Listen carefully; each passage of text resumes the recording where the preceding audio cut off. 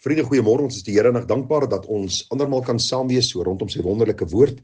Ons is dankbaar dat ons die nuwe dag kan begin so rondom die woord van die Here. En die gebed van my hart is dat die Here vir ons baie ryklik sal saamseën. Ek lees vir u 'n vers of wat uit Psalm 99 uit die Psalmbundel. Daar staan: God die Here geer, beef o volke eer. Eer die God wat troon, waar die gerubs woon, wat in Israel sy gerig bestel. Aarde en al wat lewe, laat dit voor hom bewe. Ek het so lank gedink, vriende, in die huidige milieu waar ons onsself bevind, die huidige situasie in die wêreld, waar ons in die Midde-Ooste krisisse het. Ons dink nou aan die nuwe president wat ingehuldig is in Amerika, en dan ook die onsekerheid wat heers in die wêreld rondom wat gaan gebeur daar. Ons dink aan ons eie land. Dan besef ons op die wêreldfront is dit baie de mekaar. Wêreldleiers het nie vir ons antwoorde nie. Maar die Bybel leer vir ons, en hierdie Psalm 99 is dan ook 'n baie besondere lied wat vir ons 'n weergawe is van Psalm 99 soos in die Bybel opgeteken, waar dit praat oor die regering van die Here. God regeer, en die Bybel sê vir ons dat hy regeer bo die gerubs, bo die engele, bo hierdie magtige wesens. Hy is God, hy regeer. Die Bybel sê vir ons, hy stel konings aan, hy stel konings af, hy lei die hart van 'n koning soos 'n waterstroom, net waarheen hy wil, en dan gaan 'n groot en deurligte dag aanbreek, wanneer hy sy heerskappy sal kom vestig vir tyd en ewigheid. En alle pyn, hartseer, sonde, droefheid en alles wat ons nou ken, sal dit verbygaan, want hy sê, kyk, ek maak alles nuut, sê die Here.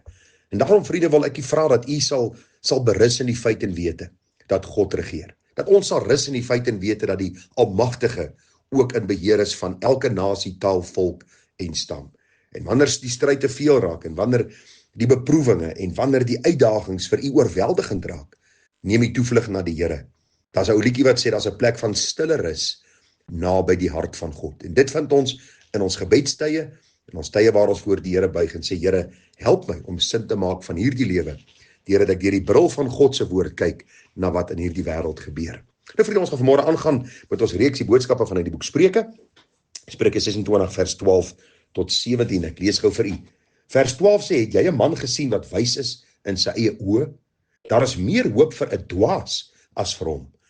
Vriende, hierdie vers sê eenvoudig vir ons dat hoogmoed is eintlik 'n bose sonde wat 'n mens so wys in jou eie oë maak, dat jy hals oor kop optree, dat jy irrasioneel optree. En ons dink maar aan die praktiese voorbeeld of die groot voorbeeld in die Bybel, die duiwel self wat sy troon bo God wou gestel het. En die Bybel sê dat God het hom uit die hemel gewerp. En die Here het hom hierdie heerlikheid laat verbeer, omdat hy in hoogmoed teen God wou opstaan. En hierdie praktiese voorbeelde vir ons wys hoe dwaas ons dikwels optree, as ons baie van onsself dink, as ons in hoogmoed wil optree, as ons dink ons is wys in ons eie oë. Daarom sê die Bybel vir ons, trotsheid kom voor die verbreeking en hoogmoed voor die val. Daarom, vriende, wees gewaarsku. Vers 12 sê, daar's meer hoop vir 'n dwaas. En as ons kyk hoe dikwels Salomo in die boek Spreuke praat teen die dwaas, dat die dwaas sekere sotheid begaan en sekere verkeerde besluite neem en op verkeerde maniere optree en om dikwels self herhaaldelik met dieselfde smart deurboor omdat hy nie wil leer uit sy foute nie. Dan wil ek vir u sê, hierdie vers moet ons ter harte neem. Want 'n persoon wat wys is in sy eie oë, 'n hoogmoedige persoon, die Bybel sê vir ons dat hy eintlik maar meer dwaas is as die dwaase waarvan Salomo in die Bybel praat. Daarom, vriende, onthou die ou duiwel, hy's uitgegooi uit die hemel, omdat hy sy troon bo God verhef het. Moenie in hoogmoed optree en dwaasheid begaan, wat jy met baie smarte sal deurboor nie. Die Here sê dat ons moet ons verneder onder die kragtige hand van God, en hy sal ons op die regte tyd verhoog. God weerstaan die hoogmoediges, maar aan die nederiges skenk hy genade. Die volgende paar verse gaan oor luiheid. Ek lees net vir u, en ons het al baie gepraat oor die gedagte van luiheid, van Salomo maak baie daarvan, en 'n koning in 'n land het ook nie baie tyd vir luihards gehad nie. As ons die Bybelse weergawe lees, en ons sien wat vir ons opgeteken is, dan is daar 'n geweldige sterk klem wat gelê word op die gedagte van moenie lui wees nie. Ek lees vir u. Die luiaard sê, daar is 'n leeu op die pad, 'n leeu op die pleine. 'n Dier draai rond op sy skaniere, so die luiaard op sy bed. Het die luiaard sy hand in die skorrel gesteek? Hy is te moeg om dit na sy mond terug te bring. Die luiaard is wyser in sy eie oë as 7 wat verstandig antwoord.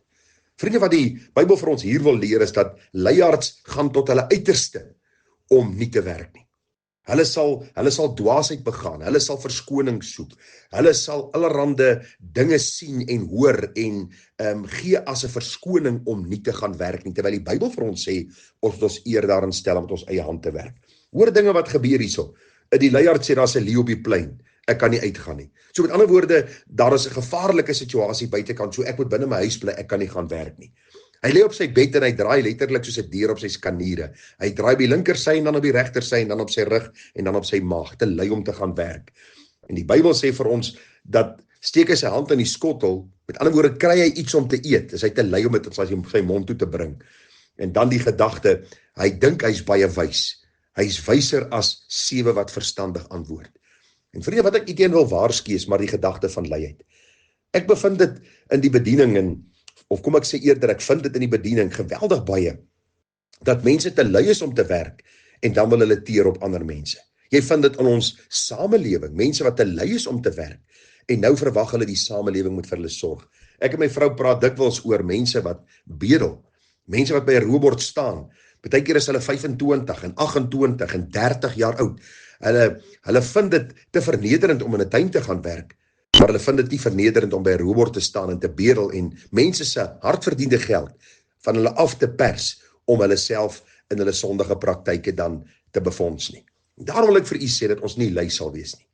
Die Bybel sê vir ons baie duidelik ook dat luiheid is 'n teken dat ons verhouding met God nie reg is nie. Want God se kinders is nie lui nie.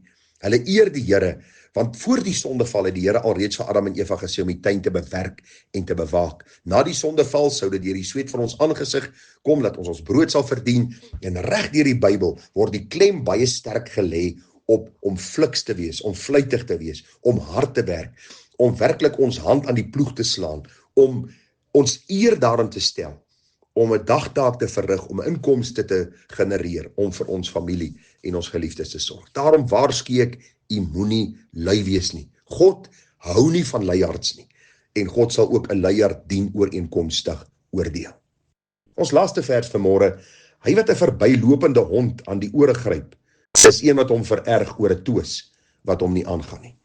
En ek het so daaraan gedink, vriende, hierdie gedagte is nogal 'n mooi beeld beskryf. Niemand van ons sal 'n groot hond wat verby ons loop net aan die oor gryp nie, want ons sal gebyt word, ons weet dit.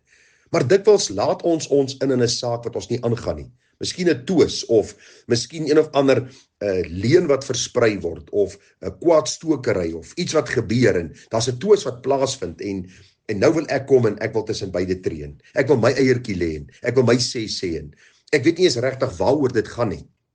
Ek weet nie regtig kop en sterk van hierdie saak nie, maar ek wil my sê, ek wil my opinie lewer. Die Bybel sê vir ons, wees baie versigtig. Jy gaan seer kry. Jy gaan sleg tweede kom. Daarom is dit baie belangrik dat jy jouself nie sal inlaat oor iets wat jy niks van weet nie. Of dit nou 'n toos, of dit nou 'n kwaadstokery, of dit leuns, of wat ook al is. As mense stry en mense toos met mekaar, vriende, bly uit iets wat jou nie aangaan nie. Ja, ons weet, wanneer daar een of ander geweld gepleeg word en ons moet iemand se lewe red, dan sal ons ingryp en ons sal help, maar hierdie saak gaan oor om jou opinie te lewer, jou eiertjie te lê, jou sê te sê oor iets wat jou nie aangaan nie. Mag die Here ons wysheid gee. Dit is sulke praktiese raad. Dit is so van toepassing op ons tyd, op ons mens van die 21ste eeu. En mag die Here ons met wysheid bekragtig, dat ons as sy kinders skynende ligte sal wees, dat ons nie hoogmoedig sal wees nie, dat ons nie lui sal wees nie, dat ons nie sal inlaat met ander se sake wat ons nie aangaan nie. Mag die Here ons seën met wysheid. Groete en mooi dag vir u verder. Tada.